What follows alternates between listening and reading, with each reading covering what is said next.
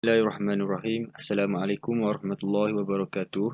Saya Muhammad Aiman Hakimi bin Rostam bersama rakan saya, Nur Akilah Sabrina binti Nurhan akan membentangkan satu topik dalam subjek BMMB 3063 iaitu Kaedah Pengejaran Bahasa Melayu. Kami akan membentangkan tentang draft rancangan pengajaran harian Bahasa Melayu tahun 2 dengan menggunakan pendekatan eklektik. Berikut merupakan draft RPH Bahasa Melayu tahun 2. Bertemakan barisan kita iaitu tema 7 dalam buku teks Bahasa Melayu tahun 2. Unit amalan baik di sekolah. Aspek yang akan diajar iaitu aspek tata bahasa dengan berpandukan standard kandungan 5.2 iaitu memahami menggunakan kata mengikut konteks. Standard pembelajaran yang digunakan iaitu standard pembelajaran 5.2.3 iaitu memahami, mengenal pasti dan menggunakan kata ganda mengikut konteks. Aktiviti yang akan dilakukan adalah seperti berikut. Yang pertama, murid ditayangkan sebuah video lagu animasi kanak-kanak. Yang kedua, murid dikehendaki mengenal pasti kata ganda yang terdapat dalam video lagu tersebut. Yang ketiga, guru menerangkan konsep kata ganda kepada murid. Yang keempat, murid perlu menyesuaikan kata ganda yang diberi oleh guru. Yang kelima, murid dikehendaki memberikan contoh kata ganda berpandukan kawasan sekeliling mereka. Objektif bagi RPH Bahasa Melayu tahun 2 ini, pada akhir sesi pengajaran dan pembelajaran, murid dapat yang pertama, mengenal pasti kata ganda. Yang kedua, memberikan contoh kata ganda. IMK yang diterapkan dalam draft RPH Bahasa Melayu tahun 2 ini iaitu kemahiran berfikir dan juga nilai murni.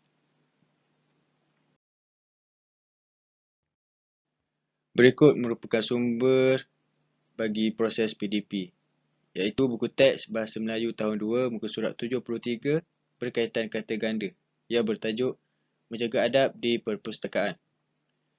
PDP yang akan berlangsung merujuk kepada DSKP Bahasa Melayu tahun 2 aspek tata bahasa berdasarkan standard kandungan 5.2 iaitu memahami dan menggunakan pembentukan kata mengikut konteks dan standard pembelajaran 5.2.3 iaitu memahami, mengenal pasti dan menggunakan kata ganda mengikut konteks. Okey, baiklah. Untuk penerangan aktiviti pembelajaran menggunakan pendekatan elektik tadi, okey, dengan lebih mendalam. Yang pertama contoh iaitu yang pertama, murid ditayangkan video lagu yang mengandungi kata ganda seperti rama-rama. Yang kedua, baris lagu dalam video tersebut mempunyai kata ganda diulang beberapa kali untuk membolehkan murid mengenal pasti kata ganda. Yang ketiga, seterusnya, murid perlu memberikan contoh-contoh yang lain kata ganda di sekitar mereka, seperti rakan-rakan. Kemudian, untuk generalisasi ataupun konsep, yang keempat, guru menjelaskan konsep serta maksud kata ganda kepada murid. Yang kelima, guru meminta murid bagi menghafal dan memahami maksud kata ganda. Okey, seterusnya kita balik pula kepada contoh.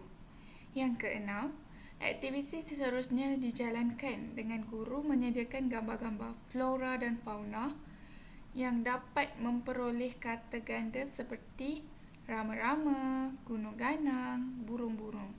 Yang ketujuh, kemudian murid dikehendaki mencipta kata ganda daripada gambar flora dan fauna tersebut. Yang ke-8, selepas aktiviti ini, murid perlu memberikan contoh-contoh kata ganda yang lain di sekitar mereka bagi mengetahui tahap kefahaman murid.